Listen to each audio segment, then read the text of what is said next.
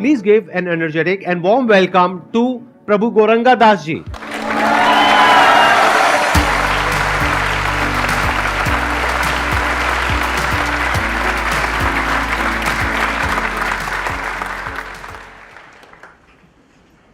Sandeep ji is a great example. Consistently इतने सालों से हफ्ते में 2 बार एज अ रूल इनके प्रोग्राम्स और पॉडकास्ट रिकॉर्डिंग करते ही हैं, चाहे स्केड्यूल कितना भी बिजी क्यों ना हो. So it's a great example of someone who is very very disciplined, because without habits, without resilience and without focus you can practically achieve anything in life. Sir, ups and downs daily आते हैं. हाँ sir. तब मैं सुबह सुबह उठता हूँ, पढ़ने के लिए बैठता हूँ, सारा दिन पढ़ा, फिर कह लो कि फिर डिमोटिवेट हो गया. 4 स्तर के मोटिवेशन बताए हैं भगवत गीता में. सबसे लोएस्ट लेवल है भय से, मतलब ये नहीं किया तो क्या होगा. उसके ऊपर आता है इंस्पिरेशन, मोटिवेशन बाय डिज़ायर, इच्छा से कि हम कुछ ऐसा करें, ये करें, वो करें, उनको हराएं. तो वो जो है एक नेक्स्ट लेवल पे एक कॉम्पिटिटिव स्पिरिट के हिसाब से वो चलता है. इसे गीता में रजोगुण से प्रेरित कहते हैं. And comparison is the thief of Joy. तो इससे व्यक्ति स्वयं क्या कर सकता है, उसके खुद के टैलेंट, उससे वो दूर रहता है, क्योंकि केवल वो यहाँ वहाँ देखते हुए ही is just driven by a certain desire. It doesn't consider whether it's practical or real or not. तो ये एक दूसरे लेवल की प्रेरणा है, मोटिवेशन है. तीसरे लेवल पे जो गीता हमें ले चलती है वो है सत्वगुण से प्रेरित. उसको कहते हैं कर्तव्य परायणता, motivation by sense of duty. हम ये करें क्यों? क्योंकि ये हमारा कर्तव्य है. यहाँ से एक संतोष की अनुभूति होने आरंभ होती है. Satisfaction begins when you are motivated by sense of duty. फिर उसके आगे सबसे ऊंचा, जिसमें बहुत ग्रंथों में जिसका वर्णन है, वो है motivation by sense of love, प्रेम. अर्थात in every relationship there is scarcity, impediment, discomfort, unhappiness. Still when relationship continues it is called love. निस्वार्थ सेवा भाव को कहते हैं प्रेम. तो इस तरह से ये 4 स्तर पर हैं, और हम जिस स्तर पर भी हों उस स्तर से अगले स्तर पर उठने के लिए जब पॉजिटिव लोगों के साथ जो इस प्रकार की धारणा अपने जीवन में अपनाते हों, संग के माध्यम से ये मोटिवेशन में प्रोग्रेस होता है. It is through association that you rise up the motivation ladder. तो इसलिए बहुत महत्वपूर्ण है कि संदीप जी सेल्फ मोटिवेशन वाली बात बताते हैं, और इसे कई हजारों लोग और सुनते हैं. इससे मानसिक रूप से सकारात्मक एक दृष्टिकोण उत्पन्न होता है. जो अभी प्रभु जी ने कहा, मैं उसी बात में थोड़ा सा और ऐड करता हूँ. ऐसा नहीं है कि आपको इन चारों में से किसी एक को ही चूज करना होगा. डिपेंडिंग अपॉन कि सिचुएशन क्या है, अलग अलग मोटिवेशन आपके ऊपर काम कर सकता है. जैसे कभी कोई फियर आपके ऊपर हावी हो रहा है, तो उस फियर को आप यूज कर सकते हो मोटिवेट होने के लिए, अपने काम को करने के लिए. फॉर एग्जाम्पल, आपने देखा अपनी फैमिली में कि पैसे की वजह से क्या दिक्कत हो रही है, अपने पेरेंट्स का इलाज कराने के पैसे नहीं है, तो डर लगा ना कि कल को अगर और प्रॉब्लम बढ़ गई तो पैसा कहां से लाएंगे. तो देयर इज फियर. तो उस फियर को यूज करो अपना काम करने के लिए, क्योंकि अगर कुछ नहीं किया तो ये सिचुएशन बद से बदतर होती चली जाएगी. तो खुद की पर्सनालिटी को समझना पड़ेगा, ऑब्जर्व करना पड़ेगा कि मेरे लिए एक्चुअल में लाइफ में सबसे ज्यादा मुझे मोटिवेशन कहां से मिलता है. या जब भी आपने कभी तो अच्छा लाइफ में परफॉर्म किया होगा किसी ना किसी चीज में, तो जब किया तो उसके पीछे क्या मोटिवेशन था वो देखो, बजाय हमसे पूछने के या किसी और से पूछने के. अपनी लाइफ को ऑब्जर्व करो तो आपको समझ आ जाएगा, अच्छा मेरी जो पीक परफॉर्मेंस थी वो इस वजह से निकल करके आई थी, मतलब इस तरह का मोटिवेशन मेरे ऊपर बहुत काम करता है. तो इंटेलिजेंटली आप मूव कर सकते हो लाइफ में. नहीं तो अगर आप किसी की बात सुन करके मोटिवेट होने की कोशिश करोगे तो फंस जाओगे. क्योंकि प्रॉब्लम क्या है कि आज प्रभु जी हैं, वो कुछ और बात करेंगे, मैं कुछ और बात करूंगा, कोई और है वो कुछ और बात करेंगे, तो किसकी सुनोगे? और आपके अंदर कुछ और ही चल रहा होगा. तो look at what is going on in you. जरूरी नहीं है जिस तरह से आप मोटिवेट होते हो उसी तरह से मैं होता हूं, और जिस तरह से मैं होता हूं उस तरह से आप होने की कोशिश करोगे, आपको मजा ही नहीं आएगा. मैं आपको कहूंगा आओ यहाँ पे आके फ्री में सेशंस करो, आप सुबह उठ ही नहीं पाओगे. बट आपको कहता हूं आओ सेशंस करो, 1 लाख रुपए मिलेगा. उठना क्या, आप सोओगे नहीं. नींद उड़ जाएगी, राइट? तो अलग अलग लोगों पे अलग अलग मोटिवेशन काम आएगा। बहुत अच्छा पॉइंट इन्होंने अभी जो बताया कि मेरा भी अनुभव था लेवल वाला। एक कॉलेज में मैंने ऐसे लेक्चर दिया, नया कॉलेज था। लेक्चर देने के बाद मैंने कहा एनी क्वेश्चंस, तो एक स्टूडेंट ने हाथ उठाया, बोला क्वेश्चन था मेरा लेकिन अब मेरा क्वेश्चन आंसर हो गया। अच्छा, मैंने कहा यार ऐसी क्या बात कर दी मैंने कि क्वेश्चन आंसर हो गया। मैंने क्वेश्चन था क्या? बोला नहीं नहीं हो गया। मैंने कहा अरे बताओ तो, जिज्ञासा और बढ़ रही है। बोला मेरा एक ही क्वेश्चन था कि आपका लेक्चर कब खत्म होने वाला है।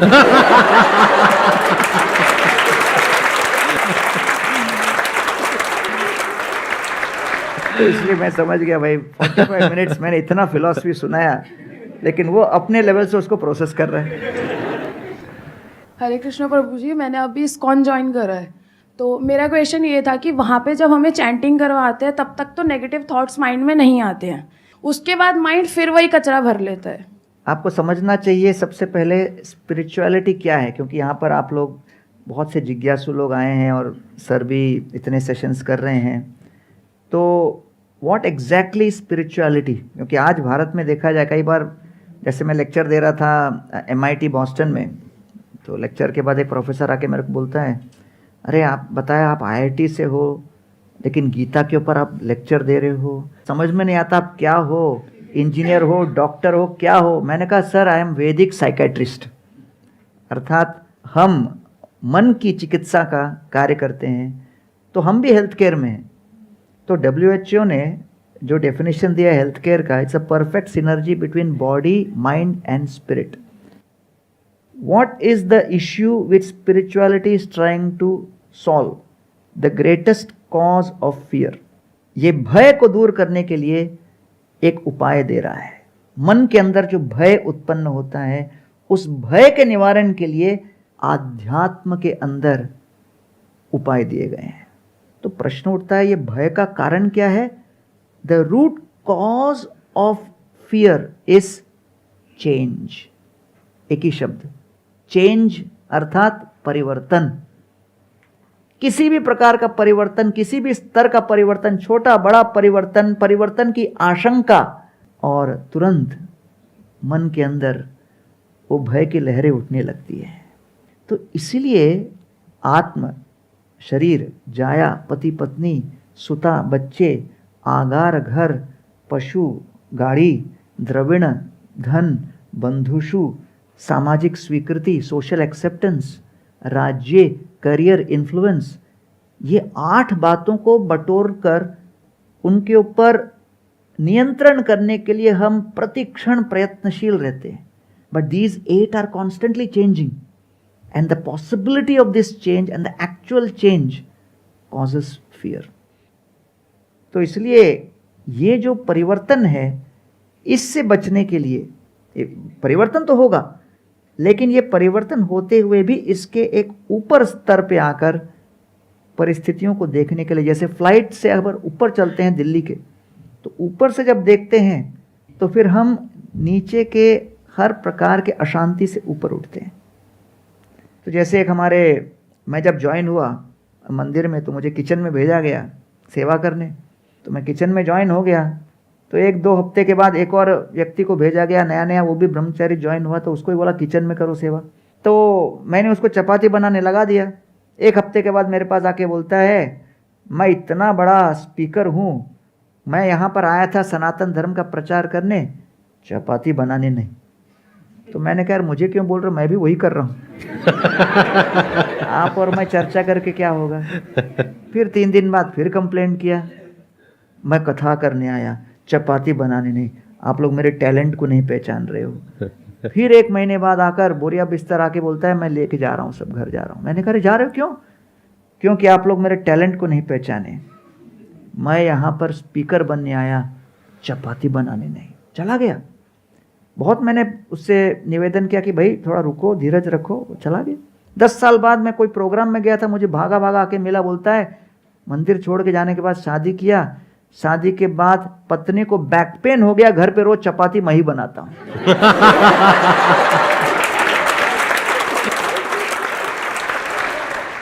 तो जब हमारे जीवन में कोई चेंज या परिवर्तन लादा जाता है तो हमारी सबसे पहली प्रतिक्रिया होती है कि उस परिवर्तन को किस तरह हम रोकें या उससे कैसे जूझें, जो करना चाहिए।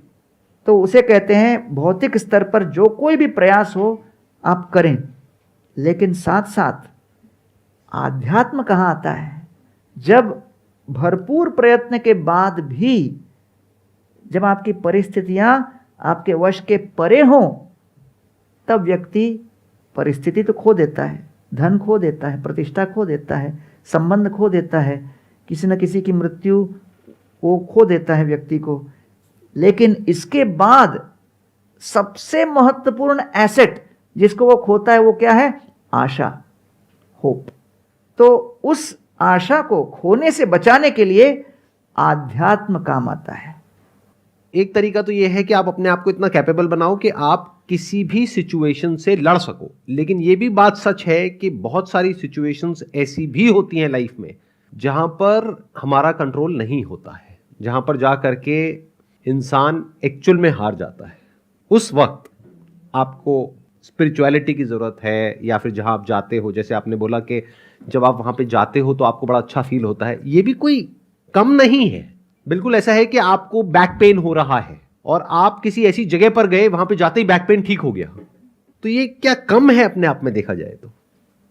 एटलीस्ट कहीं तो कोई है, चाहे इस्कॉन टेम्पल है, चाहे और टेम्पल्स हैं, चाहे और ऐसी जगहें हैं जहां पर लोग जा करके कुछ देर के लिए तो अपना जो दुख दर्द है उसको भूल सकते हैं। बहुत बड़ी बात है, ये भूलना कोई छोटी बात नहीं है, क्योंकि that is like a reboot.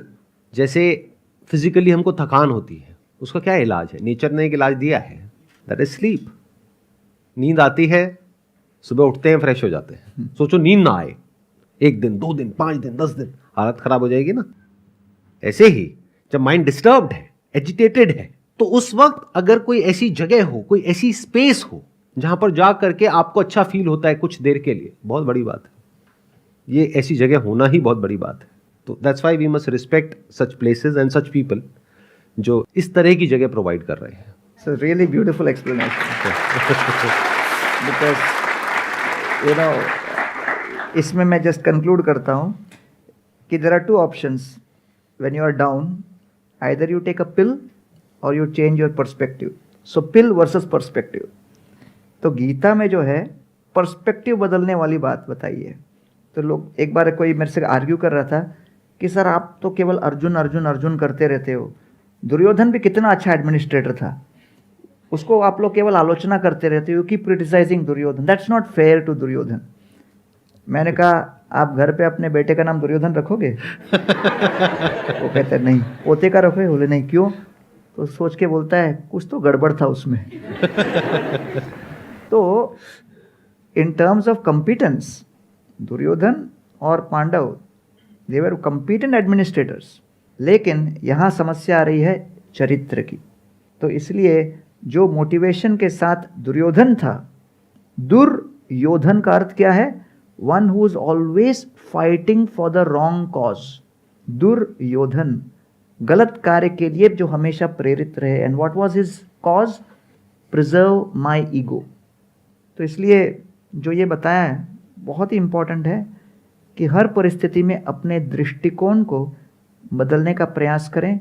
और sir, I must congratulate you for spending and dedicating so much of energy इतने सालों से, जिससे कि you can actually bring some hope and positivity in people's lives, and I must congratulate you for Thank you what so you much, have been sir. doing. Thank you so much. मेरा question था, जो failure और success के बीच में contradiction होता है ना sir, उसमें हमें हमेशा फेस करने को मिलता है। जो जर्नी होती है ना, उसमें पेनफुलनेस फील होता है, तो उससे जो हमारी सक्सेस का रेट है ना वो बहुत कम हो जाता है। तो स्पिरिचुअल वे में उसको कैसे डील किया जाए? How can deal with it with the spiritual way? Gita में स्ट्रेस की परिभाषा दी गई है। What is stress and anxiety? The gap between expectation and reality. अपेक्षा और वास्तविकता के बीच जो अंतर है, उससे तनाव पैदा होता है।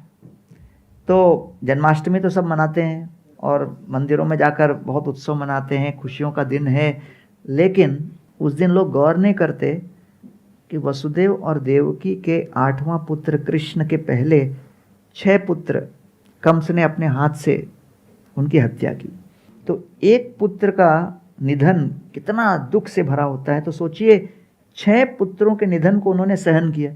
तो वसुदेव का नाम दिया गया है भागवत में ततश्च शौरी भगवत प्रचोदित, अर्थात शौरी शब्द प्रयोग किया गया है।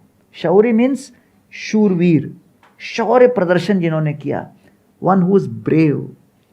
तो प्रश्न उठता है कि वसुदेव जी के तो ट्रैक रिकॉर्ड में कभी किसी सेना के साथ किसी को पराजित करने का इतिहास ही नहीं, तो कौन सा शौर्य प्रदर्शन किया?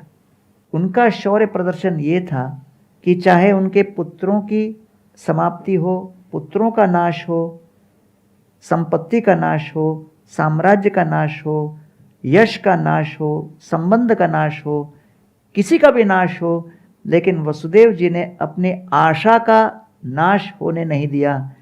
जो आशावादी है वो वास्तव में शौर्य प्रदर्शन करने वाला व्यक्ति है, ये भागवत बताता है।